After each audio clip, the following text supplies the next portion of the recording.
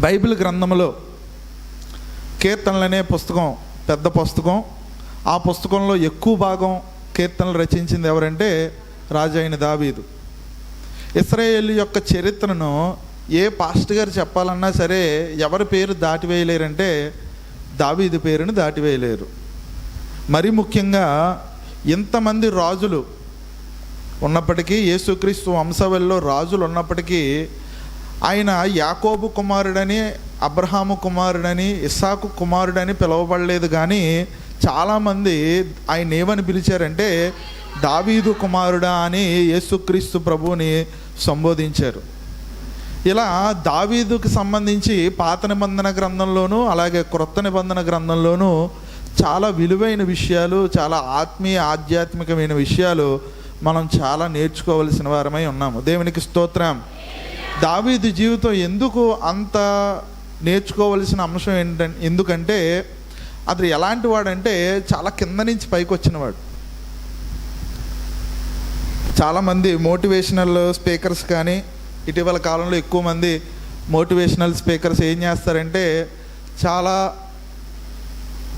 Normal పరిస్థితి నుంచి, చాలా సాధారణమైన జీవితం నుంచి, మధ్యతరగతి జీవితం నుంచి పైకి వచ్చిన వారి గురించి చాలా వివరంగా చెప్తూ ఉంటారు.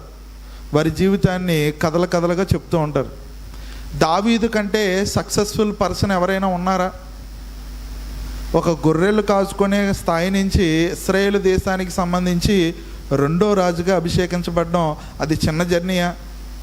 ఒక గొర్రెలు కాచుకునేవాడు రాజుగా మారడం అనేది అది చాలా అద్భుతమైన జర్నీ. అది ఆ ప్రయాణంలో ఆ రాజుగా మారే, గొర్రెల కాపరి దగ్గర నుంచి రాజుగా మారే ఆ ప్రయాణంలో నేర్చుకోవాల్సిన అంశాలు చాలా ఉన్నాయి. మన జీవితంలో కూడా అవి ఉపయోగపడతాయి.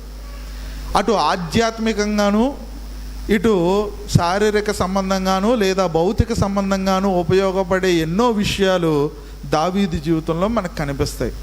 ఈరోజు ఒక్క ప్రశ్నను నేను లేవదెత్తి నేను ఈ గ్రంథాన్ని నేను ప్రారంభిస్తాను. ఏంటంటే దేవుడు చాలా ప్రత్యేకంగా, చాలా స్పెసిఫిక్గా నువ్వు ఒక వ్యక్తిని అభిషేకించాలి. ఎలా అభిషేకించాలంటే కొమ్మును సిద్ధపరిచి కొమ్ములోని తైలముతో అభిషేకించాలి. దావీదును అభిషేకించడానికి యెహోవా దేవుడు కొమ్మునే ఎందుకు ఉపయోగించాడు? కొమ్ములోని తైలమే ఎందుకు ఉపయోగించాడు? మరొకసారి చదవండి ఆ మాటను. 1 సమూయేలు 16వ అధ్యాయం. అంతటి యెహోవా సమూయేలుతో ఇలాగు సెలవిచ్చెను, ఇశ్రాయేలు మీద రాజుగా ఉండకుండా నీవెంతకాలం సౌలు గురించి దుఃఖింతువు? నీ కొమ్మును దేనితో నింపు? తైలముతో నింపు. అప్పుడు యెషయా యొద్దకు వెళ్ళి అతని కుమారుల్లో ఒకరిని రాజుగా అభిషేకించు అని. ఈ మాటలన్నీ ఎవరు చెప్తున్నారు? యెహోవా దేవుడు. ఎవరికి చెప్తున్నాడు? ప్రవక్త అయిన సమూయేలుతో చెప్తున్నాడు. ఎంత స్పష్టంగా చెప్తున్నాడు అంటే, ఇదిగో నేను సౌలుని విసర్జించేశాను, అతను నా మాట వినలేదు, సదాకాలం అతని రాజ్యం ఉండాలని నేను అనుకున్నాను, కానీ అతను నా మాట వినలేదు. అందుకని నేనేం చేస్తున్నానంటే మరొక వ్యక్తిని రాజుగా ఎంచుకుంటున్నాను.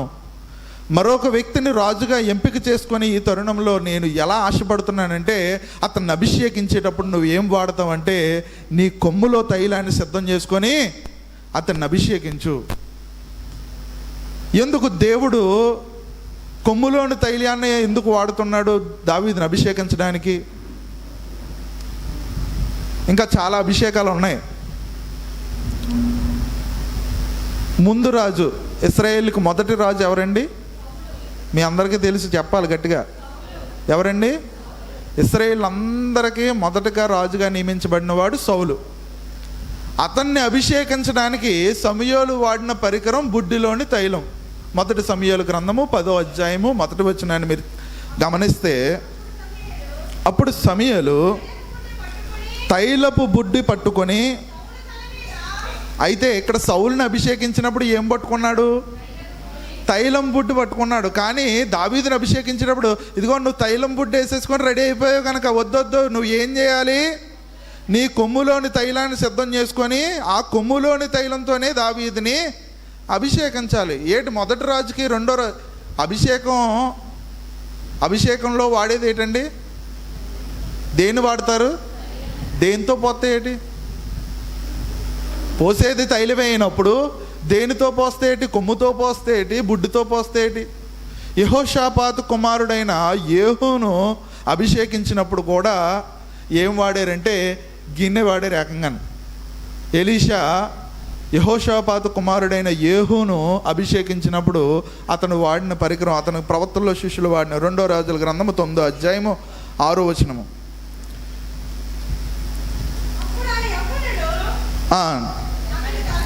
9:1.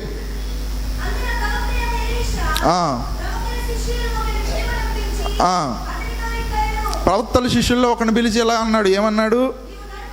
నేను నడుము బిగించుకొని ఇప్పుడు ఎలా అభిషేకిస్తున్నాడండి? తైలపు గిన్నె. ఇప్పుడు ఇంకా చాలు పరికరాలు. కొంతమందిని గిన్నెతో అభిషేకిస్తున్నాడు, కొంతమందినేమో ప్రతి ఒక్కరిని తైలం కామన్, కానీ వాడే పరికరం మాత్రం మారుతుంది. సౌలుని అభిషేకించడానికి బుడ్డిలో తైలం, మరి యేహూ రాజును అభిషేకించడానికి, యెహోషాపాతు కుమారుని అభిషేకించడానికి గిన్నెలో తైలం, మరి దేవుడు రాజు అయిన దావీదుని అభిషేకించడానికి మరీ ముఖ్యంగా సమూయేలుతో ఇదిగో నీ కొమ్మును సిద్ధపరచుకో, నీ కొమ్మును దేంతో నింపుకో? తైలముతో నింపుకో అని మరీ స్పెసిఫిక్గా ఎందుకు మాట్లాడుతున్నాడు? ఆ కొమ్ములోని తైలాన్ని పోయగానే ఒక అద్భుతమైన సంఘటన జరిగింది. అది 13వ వచనంలో మీకు కనబడుతుంది. మొదటి సమూయేలు గ్రంథము 16వ అధ్యాయము చివరికి వచ్చేస్తూ ఉంటే 13, 12 వచనాల్లో మీరు ఒక అద్భుతమైన విషయాన్ని మీరు గమనిస్తారు. చదవండి ఆ మాటను. 13. సమూయేలు తైలపు కొమ్మును తీసి వాని సహోదరుల ఎదుట వాణ్ణి అభిషేకము చేసెను. నాట నుండి యెహోవా ఆత్మ దావీదు మీదకి బలముగా వచ్చెను. దేవునికి స్తోత్రం. అర్థమైన వాళ్ళు గట్టిగా చప్పట్లు కొడతారా? ఏటండి? ఇదిగో సమూయేలు నువ్వు కొమ్ములో తైలాన్ని సిద్ధం చేసుకో అని ఎప్పుడైతే చెప్పాడో, ఆ మొదటి చాలా సంఘటనలు జరిగాయి, అవి తర్వాత వారాల్లో మనం ప్రస్తావిద్దాం. ఈ మొదటి అభిషేకాన్ని ఎప్పుడైతే కొమ్ములోని తైలంతో ఎప్పుడైతే ఇలా ప్రోక్షించాడో, వెంటనే ఆ రోజు నుంచి, నాట నుండి అంటే అదే రోజు నుంచా? నాట నుండి అంటే అదే సమయం నుంచి, అదే రోజు నుంచి ఎవరి ఆత్మ వచ్చిందట అతని మీదకి? ఎవరి ఆత్మ వచ్చింది? యెహోవా ఆత్మ అతని మీదకి ఎలా వచ్చింది? బలహీనంగా వచ్చిందా? ఎలా వచ్చింది? దావీదుకు బలం ఎక్కడి నుంచి వస్తుంది? దావీదు గొలియాతును చంపడానికి బలం ఎక్కడి నుంచి వచ్చింది? సింహపు నోరును చీల్చడానికి బలం ఎక్కడి నుంచి వచ్చింది? ఎలుగుబంటిని తరవడానికి బలం ఎక్కడి నుంచి వచ్చింది? అనేక మంది శూరులను వీరులను చిన్న వయసులో చంపే ఆ బలం ఎక్కడి నుంచి వచ్చింది? అభిషేకంలో నుంచి వచ్చింది. దేవుని ఆత్మ నుంచి వచ్చింది. దేవుని ఆత్మ ఒకడి మీదకు వస్తే అతని బలాన్ని అంచనా వేయడం మనుషుల తరము కాదు. దేవునికి స్తోత్రం. దేవుడు ఎందుకు ఒక వ్యక్తిని అభిషేకించాలనుకుంటున్నాడు? దేవుడు ఎందుకు ఒక వ్యక్తిని కొమ్ములోని తైలముతోనే అభిషేకించాలనుకుంటున్నాడంటే, అతని మీద అతని ఆత్మ ఉండాలంటే అతని మీద ఏముండాలి? ఖచ్చితమైన అభిషేకం. దేవునికి స్తోత్రం. ఈరోజు ఈ వర్తమానాన్ని పంచుకోవడానికి గల కారణం ఏంటంటే, మనకు ముందున్నాయి ఒక అద్భుతమైన పండుగలు. ఏంటా పండుగలు? ఉపవాస పండుగలు. ఏమడుగుతారయ్యా? ఏమడుగుతారు మీరందరూ ఏం అడగాలనుకుంటున్నారు? ఉపవాస కూడికలకి ఏం అడగాలనుకుంటున్నారు? దేని గురించి ఉపవాసం ఉండి ప్రార్థన చేయాలనుకుంటున్నారు? ఒక్కడ అడగండి, దేవా నీ అభిషేకాన్ని, పరిశుద్ధాత్మ అభిషేకాన్ని నాకు ఇవ్వు, నీ అభిషేకాన్ని ఇవ్వు. నీ అభిషేకం ఉంటే కడసారి వాడినైనా సరే, ఎన్నిక లేని వాడినైనా, సొంత తండ్రే లక్ష్య పెట్టకపోయినా, అన్నదమ్ములే గౌరవించకపోయినా, పెద్దగా అందం లేకపోయినా, అభినయం లేకపోయినా, చూడ్డానికి చాలా చిన్నగా కనిపించిన, ఇదేటయ్యా నువ్వు చిన్న కుర్రోళ్ళలో ఉన్నావు, చూస్తే అతను 7 అడుగులు ఆజానుబాహుడు, అతని ఈటే కొంతమంది మోస్తారు, అతని డాలు కొంతమందిని మోస్తారు, అతని కత్తిని కొంతమంది మోస్తారు, చిన్నప్పటి నుంచి యుద్ధాభ్యాసంలో ఆరితేరిన వాడు, ఎలాంటి ఎన్ని మాటలు చెప్పినా సరే అతని అభిషేకం ముందు ఎవడు నిలబడడానికి సరిపోడు. దేవునికి స్తోత్రం. దావీదు మీదకి కొమ్ములోని తైలాన్ని ప్రోక్షించడానికి గల కారణం ఏంటో తెలుసా? అతను దేవుడు కోరుకున్నవాడు. దేవునికి స్తోత్రం, దేవునికి స్తోత్రం, దేవునికి స్తోత్రం. అతను ఎప్పుడైతే ఇలా వచ్చాడో వెంటనే యెహోవా దేవుడు నేను కోరుకున్నవాడు. ఎలియాబుని చూశాడట. నిజంగా దేవుడు అభిషేకించిన వాడు అదే కదా అని సమూయేలుకి ఊపొచ్చేస్తుంది అభిషేకించాలి. యెహోవా ఇతన్ని కోరుకొనలేదు. షమ్మా కోరుకోలేదు, వీళ్ళెవ్వరిని కోరుకోలేదట. ఎప్పుడైతే దావీదు ఇలా బుడిబుడి అడుగులు వేసుకుంటూ ఆ గొర్రె వాసనతో, ఆ గొర్రెలతో తిరిగి ఆ గొర్రె కంపు అతని మీద వస్తున్నా, సరైన తల సంస్కారం లేకపోయినా, కేశ సంస్కారం లేకపోయినా, మొహం అంతా రకరకాలుగా ఉన్నా సరే, వెంటనే అతను చూడగానే యెహోవా దేవుడు చెప్పిన మాట ఏంటంటే నేను కోరుకున్నవాడు ఇతడే. దేవునికి స్తోత్రం. ఈరోజు ఈ పరిశుద్ధ క్షేత్రంలో కూర్చున్న మీరందరూ కూడా ఎవరు కోరుకున్నవారు అంటే దేవుణ్ణి కోరుకున్నవారు. దేవుడు మిమ్మల్ని కోరుకున్నాడు, దేవుడు మిమ్మల్ని ఏర్పాటు చేసుకున్నాడు. మీరు విలువ పెట్టి కొనబడిన వారు. తన సొంత రక్తంతో మిమ్మల్ని అందరినీ కోరుకొని ఏర్పాటు చేసుకున్నాడు. నన్ను కోరుకున్న నా దేవునికి గట్టిగా గట్టిగా చప్పట్లు కొడతారా? మిమ్మల్ని అందరినీ కోరుకున్న దేవునికి గట్టిగా స్తుతులు స్తోత్రాలు ఆరోపిస్తారా? ఆయన కొండల్ని కోరుకోలేదు, గుట్టల్ని కోరుకోలేదు, బంగారాన్ని కోరుకోలేదు, బలియాగాల్ని కోరుకోలేదు. ఆయన్ని కోరుకున్నది ఎవరినో తెలుసా? కడసారి వారినైనా మనల్ని ఆయన కోరుకున్నాడు. కడవాటి వారినైనా మనల్ని ఆయన కోరుకున్నాడు. లక్ష్యము లేని మనల్ని కోరుకున్నాడు. గౌరవం లేని మనల్ని కోరుకున్నాడు. అంటరాని వారినైనా మనల్ని కోరుకొని అంటుకున్న దేవుడు. దేవునికి స్తోత్రం. ఇక్కడ కూర్చున్న కోరుకున్న వారి మీద ఆయన ఏ తైలమును పోయబోతున్నాడంటే కొమ్ములోని తైలం పోయబోతున్నాడు. ఈ కొమ్ములోని తైలం ఎవరో తెలుసా? ఈ కొమ్ము ఎవరిదే? గొర్రె పిల్ల యొక్క కొమ్ములోని తైలాన్ని మన మీద పోయిపోతున్నాడు. ఆ గొర్రె పిల్ల ఎవరు? ఆ గొర్రె పిల్ల ఎవరు? యేసుక్రీస్తు ప్రభు అనే గొర్రె పిల్లను మనం కలిగి ఉన్నాం. ఆ గొర్రె పిల్ల ద్వారా పరిశుద్ధాత్ముడి యొక్క అభిషేకాన్ని మనం పొందుకుంటున్నాం. ఆనాడు మేడగది మీద అపోస్తుల మీదకి దిగి వచ్చింది పెంతెకొస్తు. ఒక ఆత్మీయ అభిషేకం ఈ రోజు డివైన్ ప్రేయర్ సెంటర్లో కూడా మనం అందరం కోరుకుంటే మన మీద కూడా దిగి రాకపోతుంది. కొమ్ములోని తైలం మన మీద దించబోతున్నాడు. ఇది ఆత్మీయ తైలం. ఇది కంటికి కనిపించే తైలం కాదు. ఇది కంటికి కనిపించేలా పోసుకునే తైలం కాదు. ఇది నూనెను స్వీకరించి పోసుకునే తైలం కాదు. ఇది పరిశుద్ధాత్ముడి అభిషేకం. ఆ అభిషేకాన్ని పొందుకుంటున్న వారు ఆగకుండా గట్టిగా దేవునికి స్తోత్రాలు చెల్లిద్దాం. పరిశుద్ధాత్ముడా మా మధ్యకు రావయ్యా, మమ్మల్ని అభిషేకించయ్యా, మమ్మల్ని బలపరిచయ్యా. నీ ఆత్మను అడుగుదాం, ఆయన ఆత్మను అడుగుదాం. గట్టిగా స్తోత్రాలు చెల్లిస్తూ దేవునికి స్తోత్రం చెల్లిద్దాం. గట్టిగా స్తుతులు చెల్లిద్దాం. ఆయన అభిషేకాన్ని అడుగుదాం. బలము లేని వారికి బలాన్ని ఇచ్చే అభిషేకం, శక్తి లేని వారికి శక్తిని ఇచ్చే అభిషేకం, ఒక అద్భుతమైన అభిషేకం.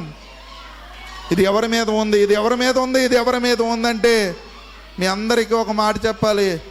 తండ్రి కూడా కొడుకని పరిచయం లేని వాడి మీద, తండ్రి కూడా నా కొడుకని పరిచయం చేయలేని వాడి మీద, అన్నదమ్ములు కూడా మాకు ఒక తమ్ముడు ఉన్నాడు అని నోరు విప్పలేని ఒక అభాగ్యుడి మీద, కడసారి వాడి మీద, మనుషులు లెక్క పెట్టలేని వారి మీద.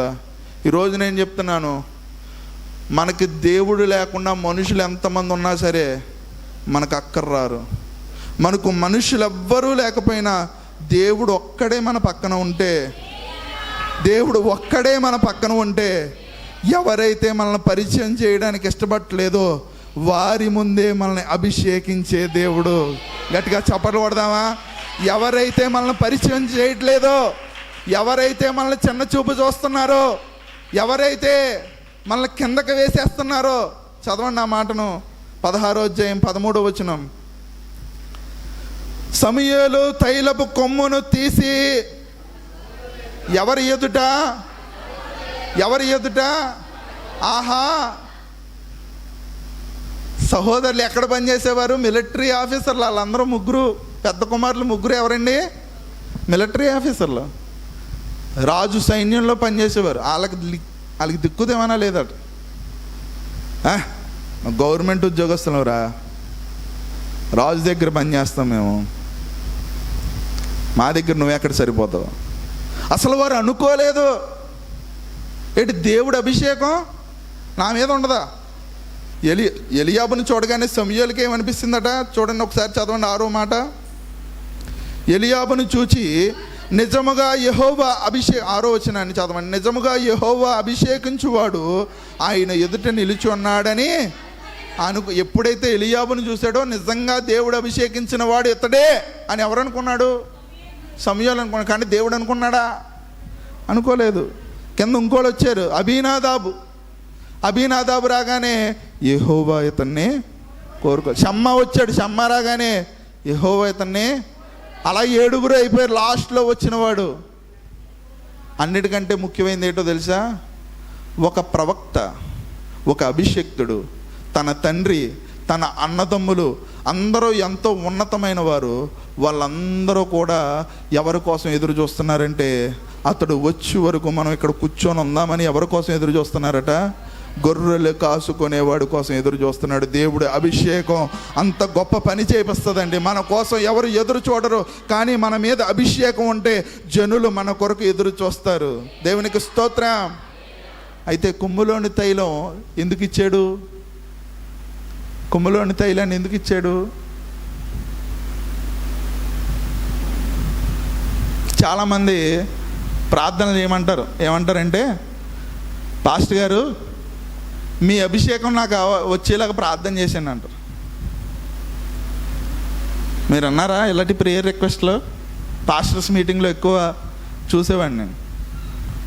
దొరలని లేకపోతే అయ్యగారిని చాలామందిని ఏమడిగేవారంటే, అయ్యగారు మీ అభిషేకం కావాలి, ఇగో మీ చేతిలో ఉన్న కర్చీఫ్ ఉంది కదా, దాంతో నా మీద ఇలా కొట్టి నాకు అభిషేకాన్ని రప్పించండి, లేదా ఆ తైల బుడ్డిని తీసి నా మీద పోసేయండి. ప్రతి ఒక్కరికి ఏం పోస్తున్నారండి అభిషేకించడానికి? దేని పోస్తున్నారు? తైలము. నీళ్ళు ఎందుకు పోయకూడదు? ద్రాక్షరసం ఎందుకు పోయకూడదు? తైలమే ఎందుకు పోయాలి చెప్పండి? ఇదేటయ్యా బాబు, ఇవన్నీ క్వశ్చన్లు అడుగుతున్నావు, కొమ్ములో తైలం అన్నావు, మళ్ళీ ఇప్పుడు తైలం గురించి కూడా మాట్లాడుతుంది ఏంటి? మాకేం తెలుసు, ఏదో వస్తాం దావీదంటే ఆ రాజుని ఈనేసి వెళ్ళిపోతాం, మాకు అవన్నీ ఎందుకు? అభిషేకించడాన్ని తైలం ఎందుకు వాడతారు? నీళ్ళతో బాప్తిసం తీసుకునేటప్పుడు నీళ్ళతో అభిషేకించడానికి తప్పేముంది? ఏంటి ఎలా బాబు, నీళ్ళతో అభిషేకించవచ్చు కదా, ద్రాక్షరసంతో అభిషేకించవచ్చు కదా, లేకపోతే థమ్సప్ బాటిల్ ఎలా ఊపేసి పోసేస్తే పుష్మన్నరకు వచ్చేసి దాంతో అభిషేకించవచ్చు కదా. ఎందుకు తైలముతోనే అభిషేకించాలి? తైలముతోనే ఎందుకు అభిషేకించాలి అంటే, తైలములో వచ్చే ప్రతి చుక్క దేని ద్వారా వస్తుందంటే, ఆ గింజ నలిగిపోవడం వల్ల, ప్రెజర్కి గురవడం వల్ల, మొత్తం శోషించుకుపోవడం వల్ల, గానుగు చేయబడడం వల్ల, రుద్దబడడం వల్ల, అంటే కష్టానికి లోనవ్వడం వల్ల ఏమొస్తుంది? అందులో ఒక్కొక్క చుక్క సేకరించబడుతుంది. ఒక అభిషేకానికి తైలం ఎందుకు వాడతారంటే, అభిషేకించబడిన వాడు ఎంతో నలిగిపోతాడు, తన జీవితంలో ఎన్నో త్యాగాలు చేస్తాడు. అతని జీవితంలో చేసిన త్యాగాలన్నిటినీ ఒక్క కర్చీఫ్తో నువ్వు పొందుకోగలిగితే అది ఎంత వెర్రితనం! అతని జీవితం అంతా దేనికోసం ప్రిపేర్ అవుతాడంటే, చిన్ననాటి నుంచి ఎవరు లెక్క చేశారండి దావీదుని? చిన్నప్పటి నుంచి ఏం చేశాడట? ఒంటరితనంలో ఎవరితో గడిపాడు? అతను దేవునితో గడిపాడు, యెహోవా దేవుని సేవించాడు. మీరు నూనెలో ఒక్కొక్క చుక్కని సేకరించండి, ప్రతి చుక్కలోనూ నలిగిపోయిన అంజూరపు పండో, లేకపోతే నలిగిపోయిన ఒలివ గింజో ఏదో ఒకటి కనబడుతుంది. అంతగా నూనె వచ్చే అంత నలిగిపోతే తప్ప దానిలో నుంచి ఏమి రాదు, చుక్క నూనె కూడా రాదు. ఈ అభిషేకం ఎవరికో తెలుసా? నలిగిపోయిన వారికి, విరిగిపోయిన వారికి, కష్టపడిన వారికి, కష్టాలు చూసిన వారికి. ఇంతకంటే ఒక వ్యక్తి జీవితంలో ఇంతకంటే కష్టాలు ఉంటాయా అని అనిపిస్తుంది దావీదు జీవితం చూస్తే. జీవితం అంతా పోరాడి, మొత్తం లైఫ్ అంతా పోరాడి వాళ్ళు ఏం పొందుకుంటారంటే ప్రభు యొద్ద దగ్గర నుంచి ఒక అభిషేకాన్ని పొందుకుంటారు. అందుకే వారు చేతులు వేస్తే స్వస్థత కార్యాలు జరుగుతాయి, వారు చేతులు వేసి ప్రార్థన చేస్తే ఆశ్చర్య కార్యాలు జరుగుతాయి, వారు చేతులు వేసి ప్రార్థన చేస్తే మూయబడిన గర్భ ఫలాలు కూడా తెరవబడితే, వారు చేతులు వేసి ప్రార్థన చేస్తే పాక అయిన గృహాన్ని కూడా అద్భుతమైన భవనంగా మార్చేస్తాడు దేవుడు. వారి చేతులేసి ప్రార్థన చేస్తే వారి చేతిలో ఆశీర్వాదాన్ని ఆ కుటుంబంలోకి విడుదల చేస్తాడు దేవుడు. వారి అభిషేకం గొప్పది. దైవజనుల అభిషేకం వారు ఎన్నో రాత్రులు ప్రభువు దగ్గర నలిగిపోతే దొరికిన ఒక గొప్ప భాగ్యం. కానీ దాన్ని కచ్చీఫ్ గుడ్లకు అమ్ముకునే పరిస్థితిలోకి క్రైస్తవ్యం వచ్చేసింది. రిబ్బన్ గుడ్లకు అమ్మేసుకునే పరిస్థితిలోకి క్రైస్తవ్యం వచ్చేసింది. నూనె బాటిల్లో అమ్మేసుకునే పరిస్థితిలోకి క్రైస్తవ్యం వచ్చేసింది. కానీ నేను భౌతికంగా మాట్లాడట్లేదు, కానీ ఒక్కసారి పరిశుద్ధాత్ముడు మన మీదకి దిగి వస్తే, పరిశుద్ధాత్ముడు అభిషేకం మన మీదకి దిగి వస్తే, పరిశుద్ధాత్ముడు తైలము పోయకపోయినా పరిశుద్ధాత్ముడే మన మీదకి దిగి వస్తే, మన మీదకి ఎవరి ఆత్మ దిగి వస్తుందంటే ఆ దేవదేవుని ఆత్మ మన మీదకి బలంగా దిగి వస్తుంది, మనల్ని బలపరుస్తుంది ఆత్మ. తైలముతో అభిషేకించడానికి గల కారణం నలిగిపోవడానికి, విరిగిపోవడానికి, గానుగు చేయబడడానికి గల గుర్తు. అయితే కీర్తనల గ్రంథంలో దేవుడు ఎందుకు దావీదుని అభిషేకించుకున్నాడనే విషయాన్ని ప్రస్తావించాడు. కీర్తనలో 89, 19, 20 వచనం చదవండి. 89, 20. నా సేవకుడైన దావీదును నేను కనుగొని ఉన్నాను, నా పరిశుద్ధ తైలముతో. ఏ పరిశుద్ధ తైలం? మరి గిన్నెలోది పరిశుద్ధం కాదా? బుడ్డులోది పరిశుద్ధం కాదా? ఎందుకు దావీదు మీద పోసిన తైలం పరిశుద్ధ తైలం అయిపోయిందంటే అది గొర్రె పిల్లలోని, ఆ గొర్రె పిల్ల యొక్క కొమ్ములో నుంచి వచ్చిన తైలం కావున అది ఎలా మారిపోయిందంటే పరిశుద్ధ తైలముగా మారిపోయింది. క్రీస్తు యేసు నందున్న మనమందరం కూడా ఎలాంటి తైలం పొందుకుంటున్నామంటే పరిశుద్ధమైన తైలాన్ని పొందుకుంటున్నాం. ఈరోజు ఉపవాస కూడికలకు సిద్ధపడుతున్న మిమ్మల్ని అందరినీ ఒక్కటే ప్రాధాయపడుతున్నాను. ఏం అడగండి అంటే ఒక అద్భుతమైన అభిషేకాన్ని పొందుకునే, ఒక పరిశుద్ధాత్మ అభిషేకాన్ని పొందుకునే కూడికలుగా ఈ కూడికలను మార్చండి. ఈ సంవత్సరమైనా, సంవత్సరాలు గతించిపోతున్నాయి కానీ ప్రేమలో, కార్యాల్లో, విశ్వాసంలో ఇంకా లోక స్థాయిలోనే ఉన్నాం. పేరుకి ఆత్మీయ స్థాయిలో ఉన్నట్టు మన మాటలు కనిపిస్తున్నాయి కానీ మన మాటలు ఇంకా ఎక్కడ ఆగిపోయాయి అంటే లోకపు మాటల దగ్గర లోకానుసారంగా మన మాటలు ఉండిపోయాయి, మన చేతలు ఉండిపోయాయి, మన ప్రవర్తన ఉండిపోయింది. కానీ వీటన్నిటిని బద్దలు కొడుతూ దేవుడు మీతో మాట్లాడుతున్న మాట ఒక్కసారి జాగ్రత్తగా వినండి. మీ మీద ఒకవేళ దేవుని ఆత్మ కుమ్మరించబడితే మీరు అద్భుతమైన వ్యక్తులుగా మార్చబడతారు. ఇది దేవుని వల్ల మాత్రమే జరిగే కార్యము, ఎవరి తరం కాదు. ఒక వ్యక్తిని నిలబెట్టాలంటే మనుషుల చేత కాదు, ఒక వ్యక్తిని పడగొట్టాలన్నా కూడా మనుషుల తరం కాదు. కానీ ఒక వ్యక్తిని నిలబెట్టాలన్నా పడగొట్టాలన్నా దేవుని తరం. దేవునికి స్తోత్రం. కాబట్టి దేవుని వశంలో మీరు ఉండండి. ఈరోజు దేవుడు మిమ్మల్ని అందరినీ కోరుకుంటున్నాడు. దేవుడు నన్ను కోరుకుంటున్నవాడు అనే విశ్వాసం ఉన్నవాళ్ళు గట్టిగా దేవునికి స్తోత్రం చెప్పు. దేవుడు మిమ్మల్ని అందరినీ కోరుకుంటున్నాడా? మీకోసమే ప్రాణం పెట్టాడా?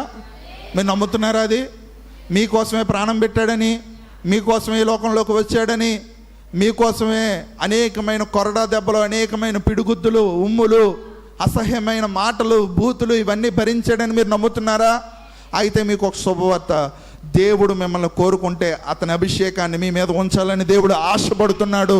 ఆ అభిషేకాన్ని పొందుకోండి. అభిషేకం కోసం ప్రార్థన చేయండి.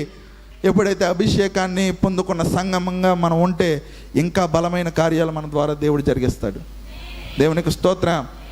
ఈరోజు చార్లీ క్రిక్ అనే వ్యక్తిని అమెరికాలో గత వారం అసాసినేషన్ చేశారు, ఆయన చంపేశారు. కానీ ఆయన మీద అభిషేకం ఉంది. ఆయన చెప్పిన మాటలు ఇప్పుడు అనేక మందిని ప్రభావితం చేస్తున్నాయి. పెద్ద డిబేట్ అయిపోయింది. ఇప్పుడు ఆయన చచ్చిపోయాడు కానీ ఆయన చెప్పిన వాక్యం చనిపోలేదు. దేవుడు ఎంత సత్యమైన దేవుడు అండి. ఈ ఆకాశము భూమి గతిస్తుంది కానీ ఆయన వాక్యం మాత్రం ఇంకా చచ్చిపోలేదు. చార్లీ క్రికెన్ చంపేసి ఉండవచ్చు కానీ అతని మాటలను, అతని వాక్యాన్ని మనుషులు ఏం చేయలేకపోయారు, చంపలేకపోయారు. అమెరికా దేశంలో పురుషులు స్త్రీలు విచ్చలవిడిగా ప్రవర్తిస్తుంటే, ఇదిగో దేవుడు పెట్టిన నియమం ఇది కాదు, ఇలా విచ్చలవిడిగా ప్రవర్తించడానికి హోమోసెక్సువాలిటీ అనేది భయంకరమైన పాపం. ఇలాంటి పాపం మనం చేయకూడదు. మనం పరిశుద్ధమైన జనం, దేవుడు మనల్ని పరిశుద్ధంగా ఎంచుకున్నాడని వాక్యం చెప్తే అలాంటి మాటలు చెప్పినందుకు చార్లీ క్రికెన్ చంపేశారు. కానీ ఈరోజు అమెరికా దేశంలో అనేక మంది ఇదే సువార్తను రెట్టింపు ఉత్సాహంతో ముందుకు తీసుకువెళ్తున్నారు. అనేక మంది మారుతున్నారు. అతనిని చంపేసి ఉండవచ్చు కానీ అతను వేసిన వాక్యపు విత్తనాలని, అతని అభిషేకాన్ని, అతని మీద ఉన్న దేవుని ఆత్మను ఎవడు ఆపలేకపోయాడు. దేవుని ఆత్మ ఒకడి మీద ఉంటే అతని మాటలను ఆపడం మనుషుల తరమా, బుల్లెట్లు తరమా. అతన్ని చంపేశారు కానీ అతని సువార్తను మాత్రం చంపలేకపోయారు. ఇదండి అభిషేకంలో ఉన్న గొప్ప అద్భుతమైన సంగతి ఇది. నిండా చూస్తే వయసు 31 సంవత్సరాలు. 31 సంవత్సరాల్లో అమెరికా సంయుక్త రాష్ట్రాలను ఒక ఊపేశాడు.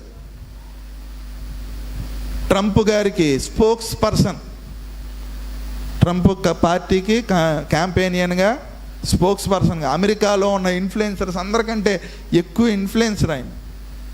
రకరకాల యూనివర్సిటీలు తిరిగి, యూనివర్సిటీల్లో బైబిల్ బోధన చేసి, ఇదిగో యూనివర్సిటీలో చదువుతున్నారు, మీరు యవన కాలంలో ఉన్నారు, మీరు ఈ విధంగా విచ్చలవిడిగా ప్రవర్తించడానికి వీలు లేదు, దేవుని భయం కలిగి ఉండండి అని ఆయా యూనివర్సిటీలు తిరిగి, ఆయా ప్రాంతాలు తిరిగి దేవుని సువార్తను ఎంతగానో వ్యాప్తి చేశాడు. ఆయన హతసాక్షిగా మిగిలిపోయాడు. ఆయన చంపేశారని అనుకుంటున్నారు. ఆయనకి తగిన శాస్తి జరిగిందని చాలామంది సంబరాలు చేసుకొని ఉండవచ్చు. కానీ అతను రాగానే నా దేవుడు లేచి, బలా నమ్మకమైన మంచి దాసుడా, నువ్వు చేసిన అద్భుతం, నువ్వు చేసిన కార్యం, నువ్వు చేసిన పని, ప్రతిదీ ప్రశంసిస్తున్నాను. ఈరోజు నా పరలోక రాజ్యంలో నా కుడి పార్శ్వమున నేను కూర్చోబెట్టుకోవడానికి నేను ఇష్టపడుతున్నాను. ఆయన నేరుగా పరలోక రాజ్యం చేరాడు. ఆయన పరలోక రాజ్యంలో ఉన్నాడు. ఈ లోకంలో ఉంటే ఇంకా ఎన్ని బాధలు పడినాం ఆయన. కానీ ఈరోజు పరలోక రాజ్యంలో యేసుక్రీస్తు ప్రభువుతో పాటు నిత్య విశ్రాంతిలో ఉన్న ఆయన ఆత్మకు శాంతి చేకూరాలని